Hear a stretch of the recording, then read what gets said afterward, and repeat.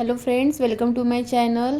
आज आपण काढणार आहोत व्हाईट कलरने रांगोळी आणि त्यामध्ये कलर भरणार आहोत। सुंदर अशी आपण रांगोळी काढूया।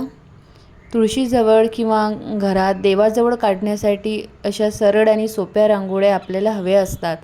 त्याकरिता मी हे सुंदर आणि सोपी रांगोळी तुमच्याकरिता घेऊन आली आहे।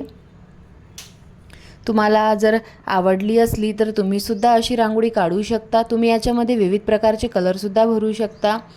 व्हाईट कलरची रांगोळी आधी काढून घ्यायची, त्याच्यानंतर त्यामध्ये कलर भरायचे। मी ग्रीन आणि थोडी मेहंदी कलर त्यामध्ये टाकलेले आहे। तुम्ही रेड, ऑरेंज कोणताही कलर त्यामध्ये वापरू शकता।